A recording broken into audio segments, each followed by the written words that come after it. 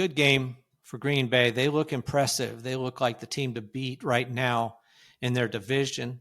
We'll see how the Eagles do against Kansas City to see if it could be Green Bay and Eagles coming down for the NFC title.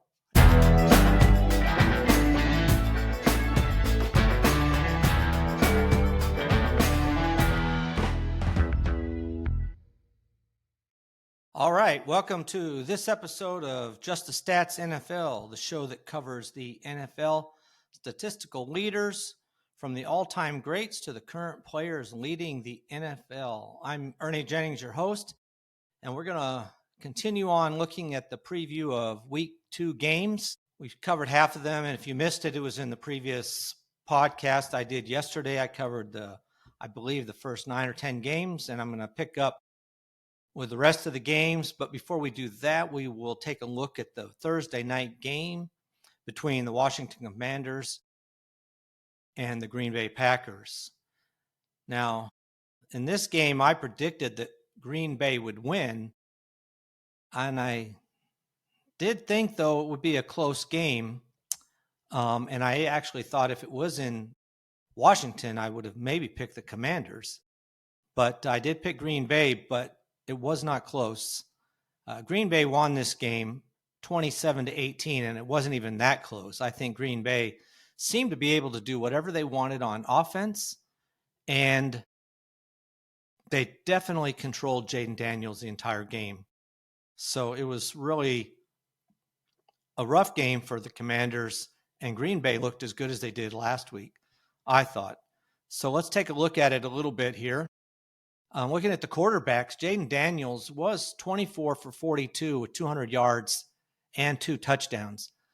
The only thing is those touchdowns came late. The entire game, he was really bottled up. And for fantasy purposes, he almost reached the numbers you would be hoping for as far as his fantasy outlook goes. But it was a rough game for him. And when you look at what the Packers did, they just shut him down on his rushing, and we'll look at that in a minute. But they also made it so hard for him to throw the ball down the field. He had to get rid of the ball quickly almost the entire game. And when you're looking at his stats, like I said, 24 for 42, no interceptions. Looking at the stats, passes over 20 yards, 0 for 4. He couldn't complete anything over 20 yards. If you go to over 10 yards, 3 completions on 11 attempts. So basically, he spent the entire night throwing passes 10 or less yards. And that was all that the Packers needed. They just continually shut them down. Commanders had no running game. And it was just a difficult night for the Commanders all around. Now, but when you're looking at Jordan Love, what a contrast. And he only threw 31 passes. He had 19 completions for 292 yards and 2 touchdowns. So did a lot more with the passes. And you can see this when you're looking at the where these passes went. So unlike Daniels, who was 0 for 4 over 20 yards, Love was 2 out of 7. So he did complete 2 passes over 20 yards, and they're long passes as well. But then over 10 yards, just between 10 and 20 yards, he was 7 out of 9, 7 out of 8, or 7 out of 9, I'm sorry. 7 out of 9. Let me get this right. 7 out of 8. 7 out of 8 versus Jaden Daniels, who was 3 out of 7. So he was much better over passes over 10 yards. It really was a completely different game. And they Love just continually found guys open outside of 10 yards. And then within 10 yards, he was almost flawless as well. So they had Commanders defense could not stop Love. He just seemed to be able to throw when he wanted, where he wanted. When looking at the running backs again, Josh Jacobs was 23 carries for 84 yards and a touchdown. So average-wise, not that great, but he seemed to be no different than Love as far as how he can move. he was able to get open. I mean, he was able to run when he wanted to. And it was later in the game when they're running the clock that kind of shifted his stats to put him under less than 4 yards carry. But prior to that, he really did seem to run when he wanted to. When you're looking at the Commanders, Austin Eckler had 8 carries for 17 yards. So terrible. Daniels had 7 carries for 17 yards. And Krosky Merritt had 4 carries for 17 yards. So he had a little bit better, but they were playing from behind this whole game. So really Eckler was in there until he got hurt. And we'll have to see what his status is. It could be serious for him. But they really bottled up Daniels. They had an eye on him the entire time. He could never really take off. He had no long runs of any length. So it was just a tough game for him all the way around. Now, when we're looking at the receivers for both teams, it was primarily the tight ends, though I wouldn't have necessarily thought that. And if you listen to what I said about the Packers worry me because you just don't know who's catching passes. But looking at first at the Commanders, Zach Ertz, tight end, with 6 receptions on 8 targets for 64 yards and a touchdown. So not a bad game for him. He did seem to be able to get open when they could get to the ball to him. And because he was catching passes less than 10 yards, he did have a good game. When you're looking at Noah Brown, bad game, 1 catch on 4 attempts on 4 targets for 9 yards. And he dropped a pass that he really should have caught. This would have been one over, well, definitely over 10, probably over 20 yards. But he dropped it. It was not good at all. And then McLaurin, hoping for a better game out of him than last week, and it was slightly, but nothing really great at all. You're really starting to worry if you have McLaurin on your fantasy team. 5 catches in 9 targets. So he was targeted the most in this game, but he only had 5 catches for 48 yards. So it was just a rough game for him. No touchdowns either for him either. Now, Deebo Samuel, he had a decent game, 7 catches on 8 targets, only 44 yards, but he was catching these short passes, which ended up in the second half, especially in the fourth quarter, where he was catching some balls. And his 1 touchdown, he did have a touchdown on a short pass. It was less than 10 yards, but he caught it almost at the scrimmage line, and it was all Deebo Samuel's forcing his way into the end zone. So it was really a good run on his part to get in. He's really been a nice outlet for Daniels, and I think this is just going to be something continues. So he may not rack up a lot of yards, but he is getting the receptions. And when he gets near the end zone, he's somebody they're looking at every time. Now, looking at the receivers for Green Bay, again, it was the tight end, Tucker Kraft, 6 receptions on 7 targets for 124 yards. Huge game for him. 1 touchdown. And unlike Zach Ertz, he was down the field. He was I don't know what the plan was to cover him, but they didn't do a very good job of it. And even the other tight end, Luke Musgrave, had 2 catches on 2 targets for 32 yards. So the tight ends had a huge game. Looking at some of the other ones, Dobbs, 3 catches for 28 yards on 5 targets, 1 touchdown though. So that kind of saved his game. Golden had no catches. He had 1 long pass that he was open, just couldn't get it to him. And then Wicks, 4 catches on 6 targets for 44 yards. So again, this is what scares me every time about Green Bay and picking any of the receivers, except for Dobbs had only 3 catches. Fortunately, he had a touchdown, which saved him in fantasy. But Kraft right now looks like the one guy that you might want to choose. He did have a good game, 7 targets. He was targeted the most in this particular game. Wicks was next as far as targets go, but only had 44 yards and no touchdowns. So it's just something that you always have to consider when you're just talking about Love himself. Obviously, he had a good game if you had him as your quarterback. So other than that, though, Love did have 3 carries for 12 yards along with his 292 yards passing. So he had a good game as far as fantasy goes. Now, when we're looking at the defense, let me just throw in here, as far as the Packers go, one player, when we're looking at these career numbers, the top 10, I like to look at who's some of the greatest players on a team. Currently, Rashawn Gary just tied for 10th all-time in tackles for loss for the Green Bay Packers. He's now got 41 tackles for loss.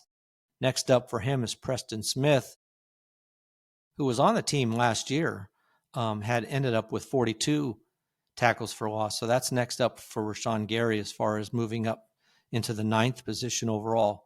Clay Matthews is miles away with 121 tackles for loss.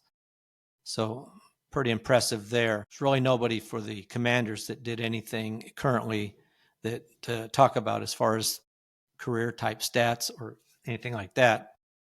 But looking at defensive game here, well, Micah Parsons had a half a sack again, so he's going to continue to just be somebody you have to watch continually. And like I said, Gary did have the tackle for loss. He had a good game, 1 sack, 2 tackles, and a 1 tackle assist. So he had a good game there. So those are some of your players there. Let's look at the overall numbers for this game. Green Bay, like I said, dominated. Total net yards, Green Bay had 404 total net yards to 230 for Washington. And like I said, Washington got a lot of those yards in the fourth quarter when they're just trying to play comeback, and Green Bay was kind of trying to force the clock to run out. It was really, this was a game dominated by Green Bay all the way around. They dominated with the ball. They had the ball for 32 and a half minutes to 27 and a half for Washington. So again, a good game for Green Bay. They look impressive. They look like the team to beat right now in their division. We'll see how the Eagles do against Kansas City to see if it could be Green Bay and Eagles coming down for the NFC title at this point anyway. All right, that's that game. Let's look at the games coming up now. First one, we're going to look at the Cleveland Browns at the Baltimore Ravens. The Baltimore Ravens, unfortunately, they had that terrible loss. They're 0-1. We'll look at the home team first. They're favored. Baltimore's favored by 11.5 points. This is incredible. And it's interesting to think about it, whether they'll be able to cover 11.5 points. Cleveland's got a good defense, which they definitely showed against Cincinnati. Can they do that twice? Against the Ravens, are playing a different type of team, though. Not a passing game as much as it is a running game. Looking at some of the all-time great players, Lamar Jackson still number 2. He'll stay number 2 all-time rushing for the team. He's all-time leader in rushing as far as quarterbacks go in the entire NFL. But he'll have to go at least another year, probably maybe 2, to catch Jamal Lewis to be the number 1 guy. But Derrick Henry already, only into his second year, beginning his second year, is already number 7 all-time rushing for the Baltimore Ravens. And he only needs 13 yards to pass Priest Holmes for 6th all-time. Derrick Henry has 2,090 yards, so definitely going to see him move past Priest Holmes on his game on this weekend. And Derrick Henry in the NFL is 6th all-time in touchdowns rushing with 108. He only needs 2 to tie Walter Payton for 5th and 3 to move into 5th all-time by himself. And he is on a pace to possibly, depending on how many years he plays, to catch Emmitt Smith, who has 164 rushing TDs. We'll see. Looking at some of the defensive stats, Marlon Humphrey needs 1 interception to tie Rod Woodson for 5th all-time for the Baltimore Ravens in interceptions. Humphrey has 19, Woodson has 20, so he needs 1 to tie, 2 to move into 5th all-time by himself.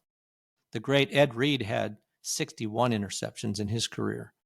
Now, tackles for loss, Nnamdi Madubukuki, sorry if I slaughtered that, but he's got 41 tackles for loss. He needs 1 to tie Michael McCrary to move into a tie for 10th, 2 to pass him, and with 2, he'd tie C.J. Mosley for 9th all-time. So he's got a couple of people in the horizon as far as tackles for loss go. One more very good one here is Lamar Jackson only needs 4 points, so 1 touchdown run for him this weekend, and he moves into 8th all-time in scoring for the Baltimore Ravens. He's got 206 points. He would pass Willis McGahee, the running back, who had 210 points. So looking to move into 8th all-time in the scoring department. Obviously, this is dominated by a kicker, Justin Tucker, who had his issues and is no longer with the team, but he had 1,775 points, one of the best all-time there. All right. Looking at the fantasy outlook for this game, definitely starting Lamar Jackson, number 1 quarterback in fantasy. Now, Joe Flacco, I think he had a really good game last week. He had 2 interceptions. Neither one was his fault. His wide receivers the ball hit their hands, bounced up in the air, and the defender caught the ball. So he's only projected 12 points, but definitely somebody you could see do a lot better than that. Derrick Henry, you're definitely starting for sure. So Lamar Jackson, Derrick Henry. And Derrick Henry could have a really big game again. He had a huge game last week. So you're definitely starting them. He's running back number 8, which I think is too low for him. He could be one of this coming out of this weekend, number 1 running back, or in the top 3 for sure. Some of the other players you want to think about playing, Dylan Sampson for Cleveland, the running back. Judkins, I don't think will be playing, and even if he did, he'd be playing very little. He showed much better than Ford in last week's game, and he can catch a few passes. So he's somebody, if you want, you might try to start him. Not somebody I'm excited about. Zay Flowers had a huge game last week. I still don't want to start him. For me, I want to see this as the guy they're going to go to, and it very well may be the guy, because Mark Andrews had 1 catch for 5 yards. Is this the way the game's going to go now, where they're going to not focus so much on the tight ends? And Zay Flowers will be the guy consistently. I'd wait and see. He's been a kind of a more of a boom or bust, and he had a boom game last week, so kind of worried about the bust this week, especially if they get into a big lead and they don't need to throw to him. Jerry Jeudy and Cedric Tillman, 2 wide receivers for Cleveland. I like them to some degree. Jerry Jeudy or Cedric Tillman is a good 3rd wide receiver or flex guy for you. Definitely not somebody you're starting, but as 1 or 2 wide receiver, but definitely a good chance that they have good games this weekend. Rashad Bateman, I'm not starting. If I'm not going to start Flowers, I'm definitely not going to start Bateman unless I have to. Now, the tight ends, Njoku was somebody that going into the season was a player that looked like a good pickup. But now with Harold Fannin on the scene, he seems to be the guy that has a lot more oomph to his game when he's catching some passes. So I don't know. I'm a little worried. A lot of people are jumping on the Fannin bandwagon after last week, but he's tight end 24. Njoku's tight end 7.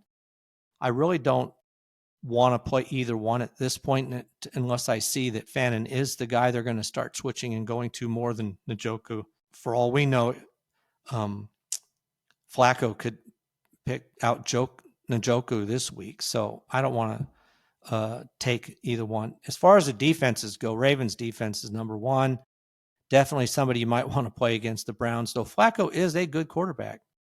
So wrapping it up, you're definitely starting Lamar Jackson, Derrick Henry, probably Jerry Jeudy, and Zay Flowers as your 3rd wide receiver or flex guy. David Njoku, I wouldn't start him. I'm picking this game that the Ravens do after that loss last week. That was a rough loss.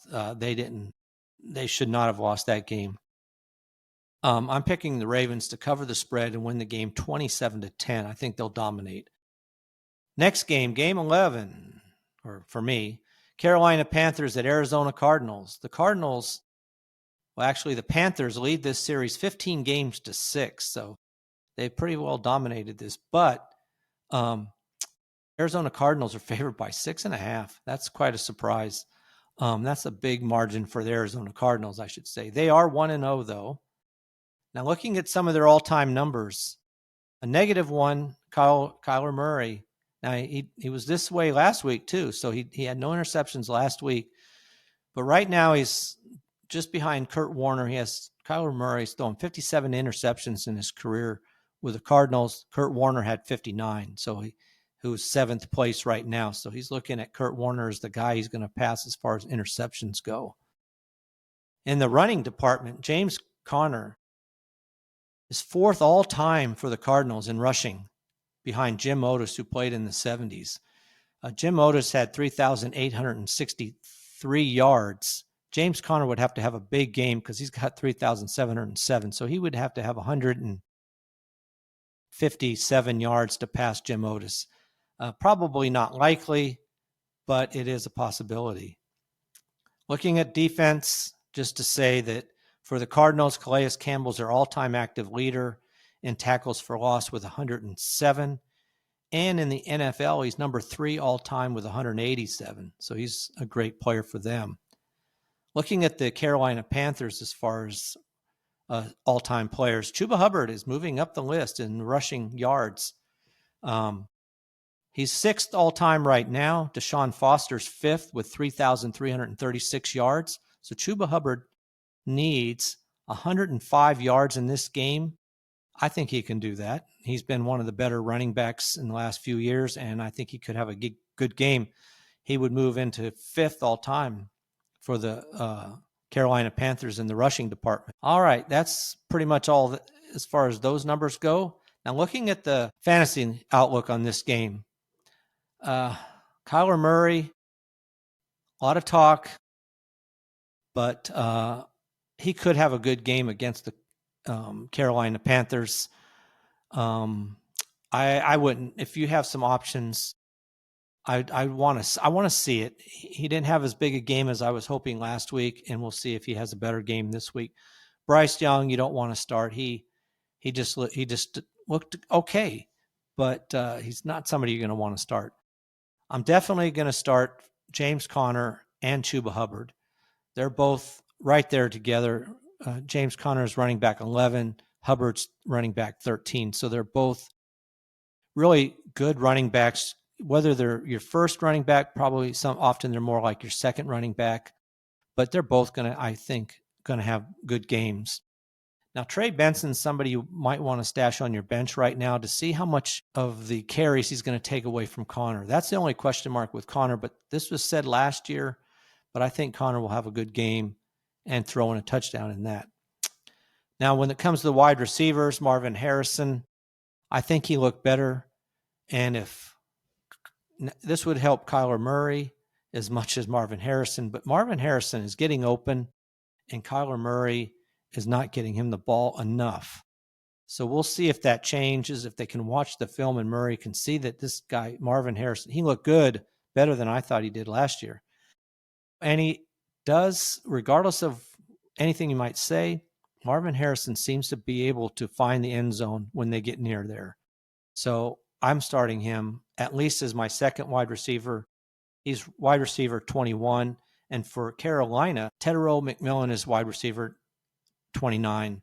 He's definitely the guy for Carolina right now. Xavier Legette has been a bust. I think he's just not. I don't know what his problem is. I listening to some of the Carolina Panther information,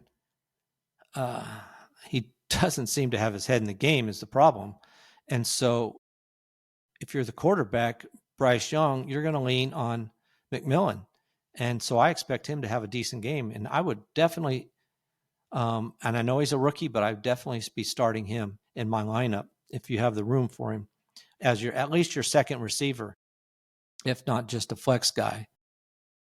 Now, the other person you're definitely starting is the tight end for Arizona, Trey McBride. Huge. You're always going to start him. He should have a good game. Now, the defense, Arizona Cardinals has been a sneaky good defense. So I would definitely think about starting them against the Carolina Panthers. Carolina's traveling out to Arizona. This could be a rough game again for the Carolina Panthers. Talking a little bit more about McMillan, I really do like him, and it'll be interesting to watch him and the wide receiver for Tampa Bay and see how these two rookies do. But in last week's game, McMillan played in 82% of the offensive snaps. He was targeted 9 times, had 118 yards, air yards, but he only had 68 receiving yards. So there was the opportunity to even have a better game than he did.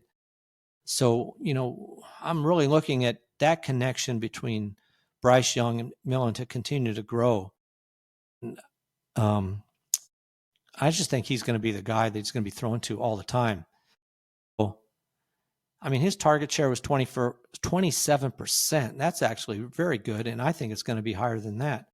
So he's somebody you're going to want to play. So the lineup locks for sure. I'm starting Murray maybe. Probably I want to wait another week if I have a better option. James Conner for sure. Chuba Hubbard, yes.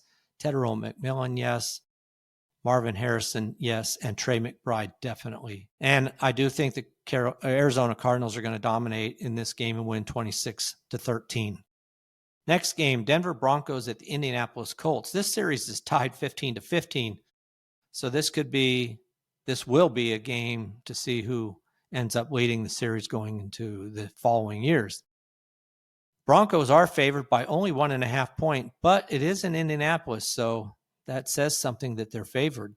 And it will be an interesting game to watch because of the fact the Colts dominated the Miami Dolphins. And is Miami that bad of a team, or is Indianapolis just that good of a team? So it's kind of an interesting thing to watch. We'll see which way it is.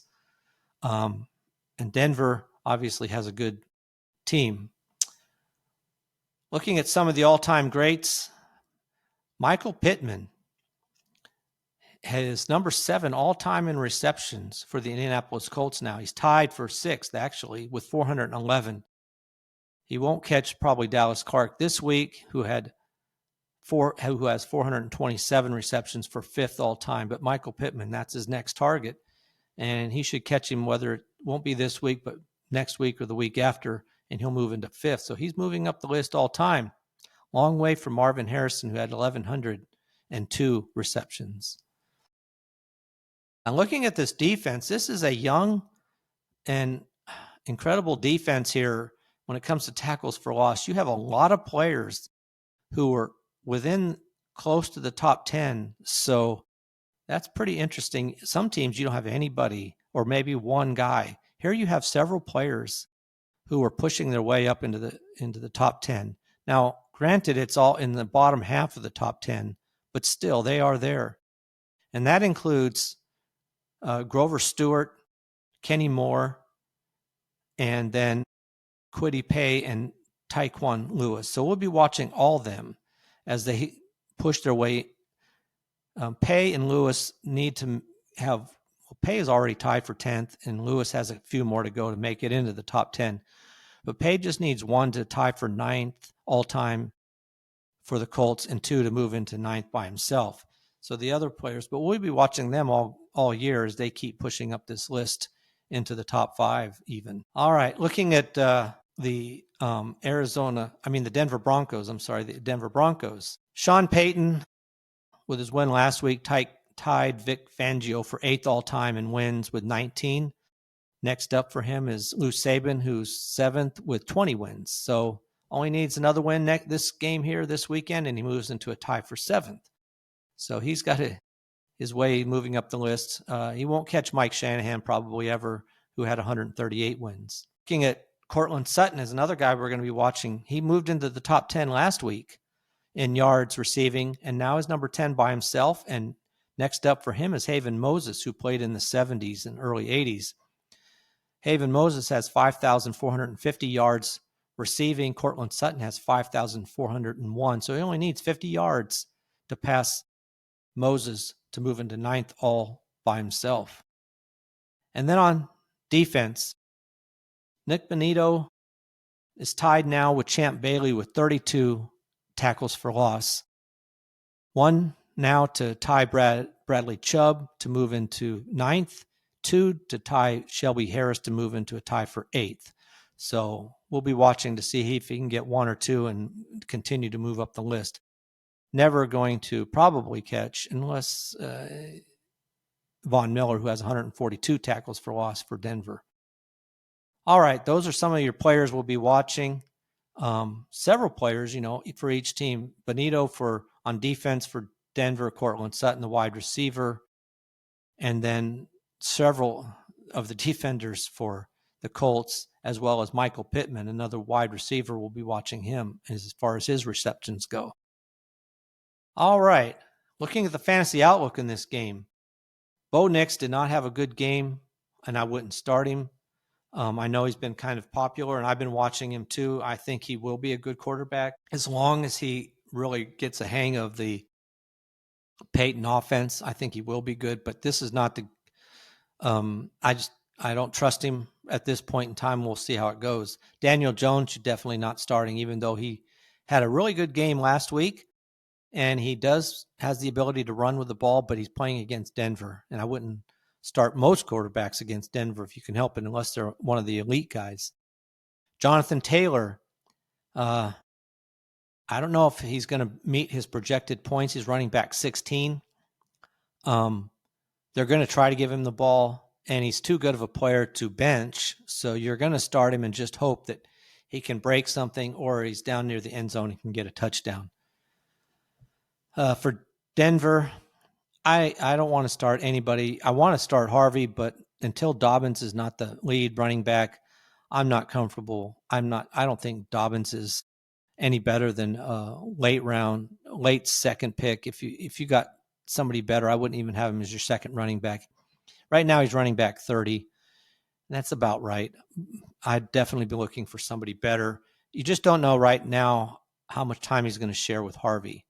Now, when it comes to wide receivers, Cortland Sutton's been having a good game, a good career, and I think he's got a good connection with Bo Nix.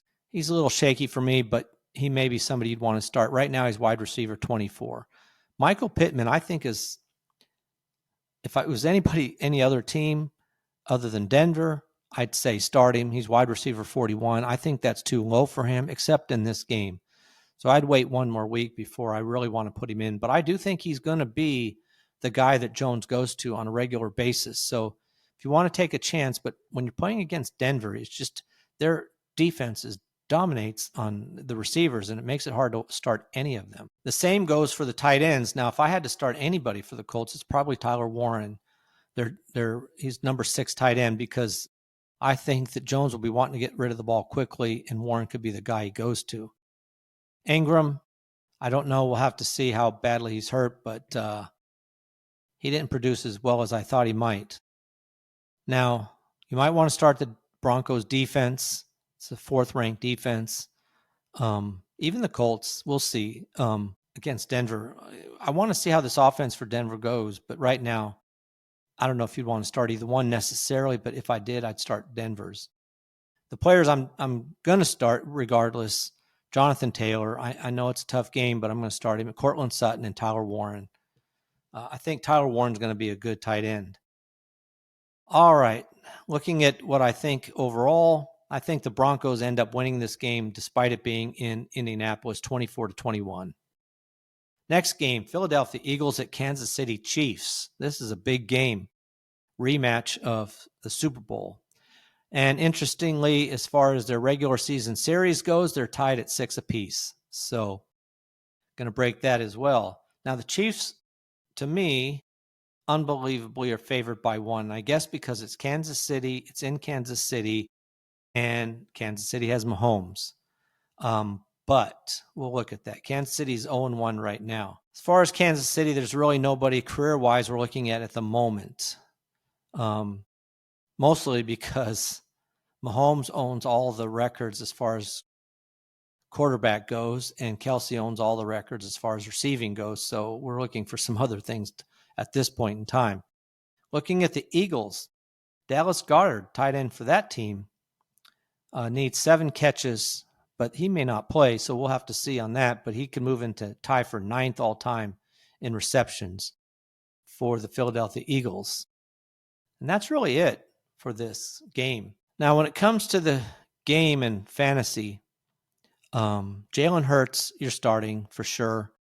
He just has too many weapons, and he's too good on his own. You can question his passing game, but he's got too many good receivers to throw to, and he can run with the ball. So, and then he's very likely to get a touchdown rushing on his own. So you don't know how many touchdowns he's going to get every game, whether it's through the pass game. And for PPR, I'm definitely starting him, or whether it's rushing it in himself. Now, Patrick Mahomes is somebody that, and I wouldn't start him. I know a lot of people just keep betting that he will come through, but Eagles have a good defense. They shut him down in the Super Bowl fairly well, and he just is having the Kansas City Chiefs, as far as receivers go, is rough. When now your Hollywood Brown is going to be your top wide receiver, what happens when they shut him down? It's going to make it hard. And Kelsey, can he pick up his game? He fortunately for him had a touchdown last week. Otherwise, he was nothing as far as the receiving goes. So I wouldn't want to start him. I just don't trust it, even though he's quarterback 6th. I find that amazing. And I think it's just because he's Patrick Mahomes, and we continue to believe that he can create miracles despite the fact that Eagles have pretty much everything that's going to help them dominate the game. Now, Saquon Barkley, definitely starting. Chiefs have a fairly good defense, and we'll see how good it really is anymore. But I wouldn't. Barkley did not have that great a game last week, so I expect to see him have a much better game. I'm not starting Isaiah Pacheco, though he's running back 34. I'm not going to start him or Kareem Hunt. They'll share time, and I don't like either one of them. Now, as far as the receivers go, this is one thing I'm troubled with the Eagles. A.J. Brown, you want to start him. He should have a better game than he had last week. And then for Kansas City, it is Hollywood Brown. He's going to be the guy. So maybe just on pure numbers of receptions he gets in this game, he might be somebody you might want to throw in there. Eagles have such a good defense, though. If it was a different game, I might definitely want to start him. But in this game, kind of questionable. Right now, he's wide receiver 32. So he is somebody, maybe your second or your flex. Maybe in your flex spot, you might start him. Devontae Smith, again, he's wide receiver 36. He could be a flex guy at the best. Now, Juju Smith-Schuster could have a better game. He's wide receiver 52, but being the fact that now he's probably the second wide receiver behind Brown, could be a guy who catches some passes. The one, if you really want to take a shot on, is Tyquan Thornton. He looked good. He's fast. You can pick him up almost anywhere in most of the leagues. His wide receiver 66. He could have a big game because I think if he catches a ball, he has a chance to break it. Travis Kelce's wide receiver 3. I'm not sure I want to start him. I just don't trust it. I'm going to wait on him. So as far as people, I'm definitely starting Jalen Hurts, Saquon Barkley, A.J. Brown, anybody else, only if I have to. I don't know that I want to start Patrick Mahomes, unless, of course, they are behind and he has to throw a lot to try to get out of that. He ran a lot more last week, and see, that's a problem too. Is it because he can't find anybody open, which I think is the problem? But Hollywood Brown, maybe a flex guy, and same with Devontae Smith. I do think the Eagles are going to dominate this game 27-17. That's a big score. We'll see if it pans out that way. Atlanta Falcons at the Minnesota Vikings. Minnesota leads this series 22-12. The Vikings are favored by 3.5, and it is a home game for them. So let's look at some of the numbers. Justin Jefferson is moving up the list. He's 4th all-time in receiving yards for Minnesota, behind number 3, Anthony Carter, who played in the 80s and 90s. Now, Justin Jefferson has 7,476 yards, and Anthony Carter has 7,636. So he does have to have a big game here, and he could against that Atlanta defense, especially considering he didn't have much of a game last week. Fortunately for him, he had a touchdown reception, but other than that, it was somewhat of a rough game until that last quarter last week. But he needs 161 yards, which is definitely something he could do. But if he doesn't catch Carter this week, I think he will next week to move into third all-time by himself. Looking at the Atlanta Falcons, Bijan Robinson needs 1 touchdown rushing to tie Lynn Kane for 10th all-time with 19. Hopefully he gets that this week for him. That's it as far as all-time players on the top 10 list. Now looking at the quarterbacks, I like Penix. And I think he's going to have another big game, and I think he's going to have a big game. He's somebody who's been sneaky. He's quarterback 24, but you might want to start him depending on what your quarterback situation is, especially if you had Purdy or something like that and he's not playing. Penix might be an option for you. McCarthy, quarterback 19. I want to wait a week. Maybe the fact that he hadn't played a real game until last week, so it's his first game. He looked horrible the first half and came through, though, in basically the fourth quarter. But in the second half, he improved his play quite a bit. So does that carry over into the next game? I think I will wait and see on that. But he's somebody you can pick up if you want to maybe put him on your bench and see how he does this week. Definitely starting Robinson, running back 3. He's obviously somebody I'm starting. Now for Minnesota, you've got Aaron Jones and Jordan Mason, running backs 25 and 29, though Jordan Mason rushed the ball more than Aaron Jones did. But Aaron Jones catches more. So if I'm going to start either one of these, it's going to be Jordan Mason. I think he's the guy that's going to play a lot more. But I hate split backfield, so if I have the option, I'm probably not going to play either one if I don't have to. Definitely starting Justin Jefferson for Minnesota. And I'm starting Drake London. I think that Penix is going to be peppering London, and I think London will have a good game. That's about it. TJ Hawkinson's tight end 4.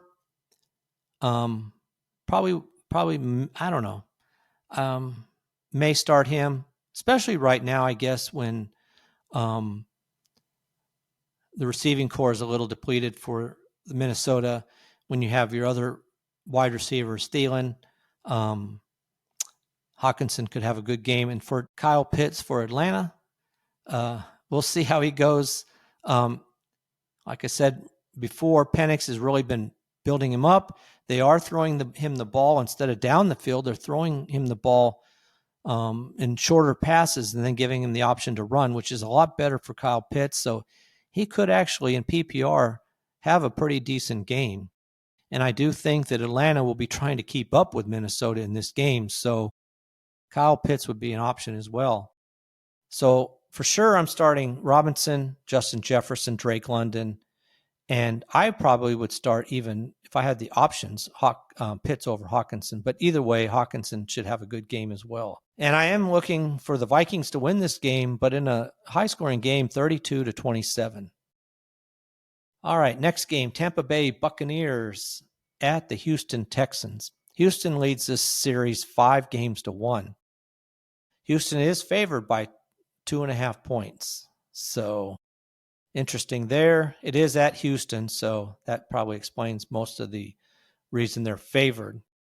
Houston is 0-1 right now.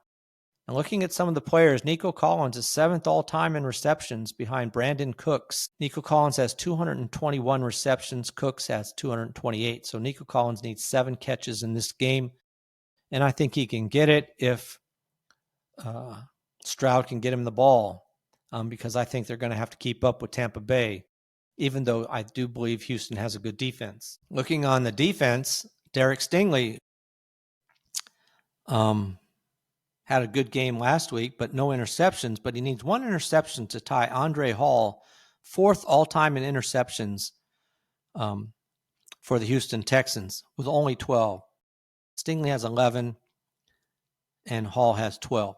The leader is Jonathan Joseph with 17 interceptions. This is the lowest number in any team in the NFL as far as who is number one in interceptions with only 17.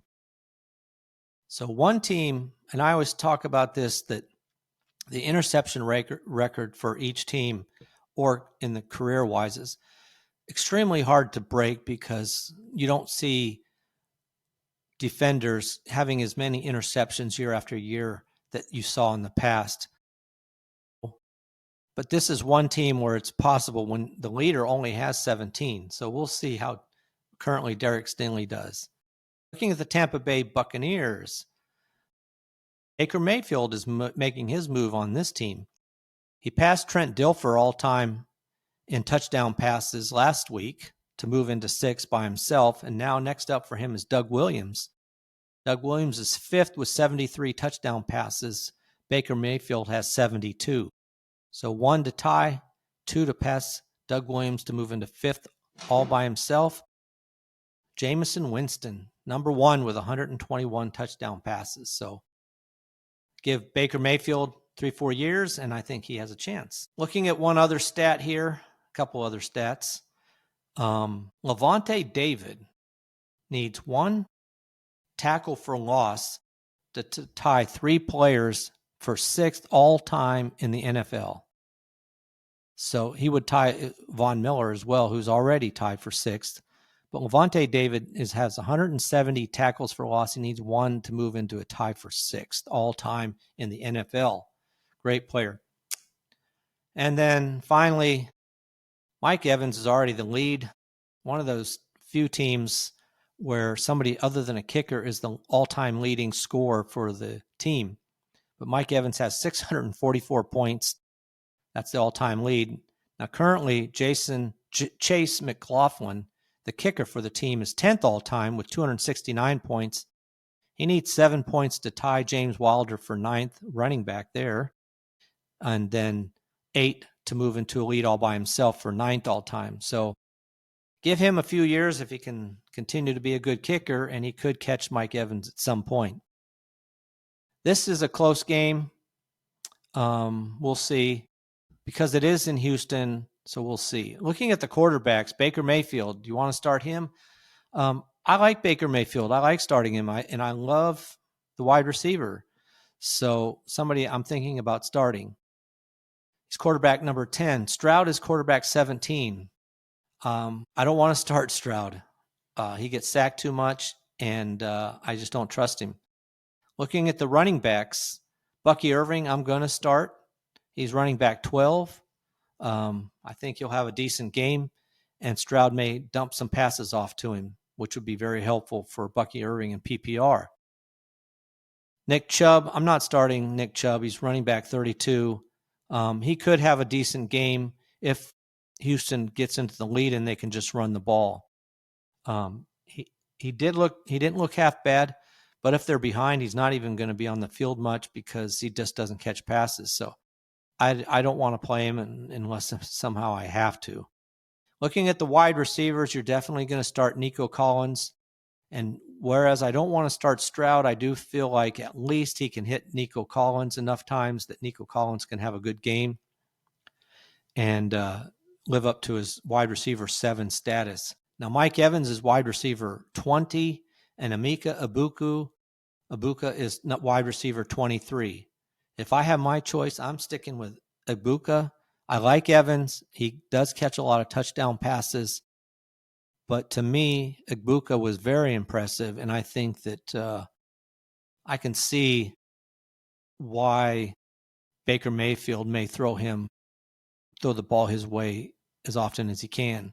So those 2 wide receivers, very good for the team. It really is amazing that they picked up Egbuka and they had to know that Chris Godwin wasn't going to start the season, because you've got Egbuka, and right now with Godwin out, he's starting for sure. And then Evans is getting older, and Evans usually misses at least 1 game. So then if Evans can stay on the team and not get hurt until Godwin gets back, and then, Egbuka could fill in for Evans. So I really like that guy. Christian Kirk could be a sneaky player if he's playing. A slot guy could catch a few passes, especially when the fact that Stroud often has to dump the ball off because, well, I don't know. He gets sacked regularly, so he likes to throw the ball down the field, but he could dump some passes off to Kirk. Now, looking at the tight ends, Dalton Schultz could be a sneaky guy for you. Cade Otton, again, sneaky, but very infrequent. You just don't know when they're going to have a game, so I wouldn't want to start them.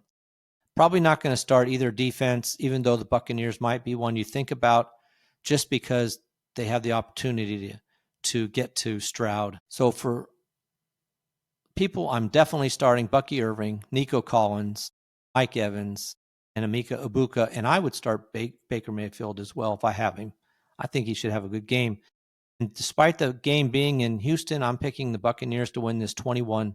Kind of a low-scoring game because I do think Houston has a good defense, a really good defense, really. All right, Los Angeles Chargers at the Las Vegas Raiders. This is the late Monday night game. And so there is 2 Monday night games. I forgot to mention that. So that'll be fun. The first one is that Tampa Bay Buccaneers at Houston, Texas game. That'll be the first Monday night game. And then you'll have the Chargers at the Raiders. The Raiders lead this series 69-60 with 2 ties. And though it's in Las Vegas, the Chargers are favored by 3.5. So that's a big spread for an away game. The Raiders are 1-0. Looking at them again, as far as all-time players, and that's Max Crosby, just continues to move up the list as far as sacks and tackles for loss. But in this case, we're looking at the sacks. Right now, he's 5th all-time for the Raiders in sacks with 60.5. He needs 1 to tie Ike Lassiter, who played in the 60s, as well as so did Ben Davidson, who has 62. Ike Lassiter has 61.5. Davidson has 62. So Max Crosby needs 1 or 1.5 to tie these 2 guys. 2, he moves into 3rd all-time by himself. And then he'll be looking at Greg Townsend, who's number 1 all-time with 107.5. It'll be a while before he gets up to there. As far as the Chargers go, there's really nobody except the kicker and Keenan Allen interesting in scoring. Right now, the kicker is 11th all-time. Keenan Allen is 10th all-time. Keenan Allen has 370 points scored. Cameron Dicker, the kicker, has 366. So they're fighting it out. But you know the kicker ultimately is going to pass Allen to move into 10th and push Allen out of there. But they both could pass Dennis Partee, who's 9th all-time with 380 points. So we'll see. But you know the kickers usually over time can pass any offensive player. All right, let's look at this game. Justin Herbert, I liked him, and he looked good last week. And if they continue to pass the ball the way they did, Herbert's somebody you're going to want to start. He's quarterback number 9 right now, but I think he could move into the top 5 easy. He runs the ball well when he takes off, and he takes off at the right time.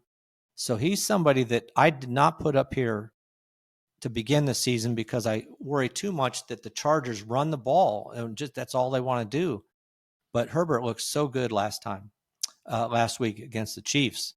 Now, Geno Smith is quarterback 22.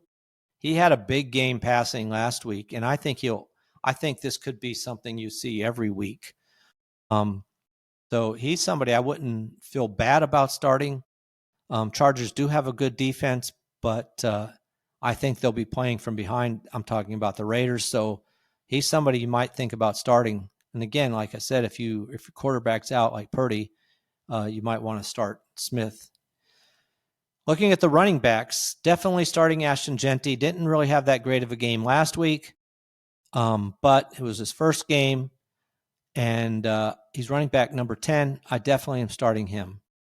I think he'll just improve, get the first game jitters out, and see how he does out of the backfield catching passes.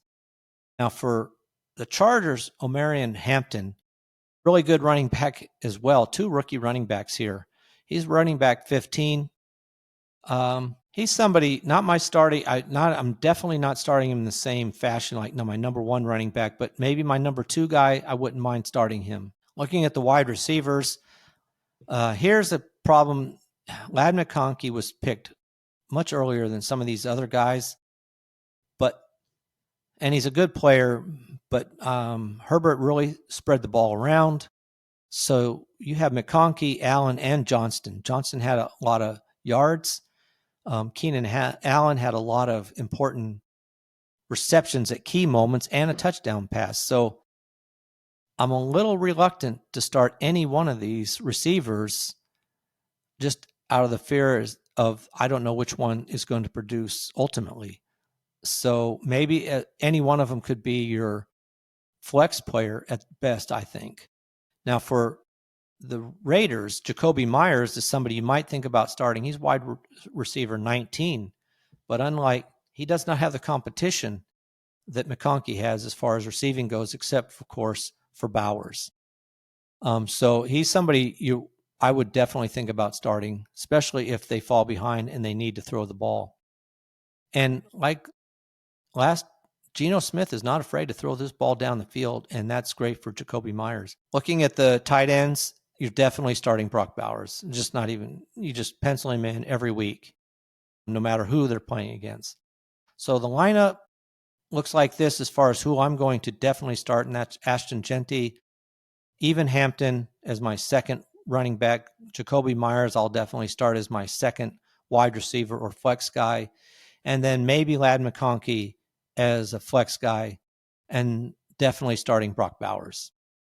Now, this game is in Vegas, but I'm picking the Chargers to win this game 30-24. All right. That's a look at all the games. So I'm looking forward to this week to see how they pan out. I'll let you know how well I did in my forecasting, and we'll see how that goes.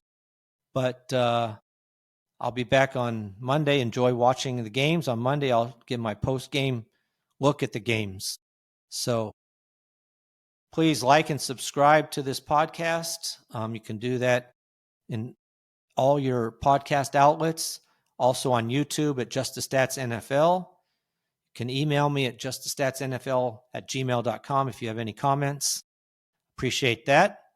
And again, appreciate you listening. And that is a wrap for this episode of Just the Stats NFL. So until next time, I'm out.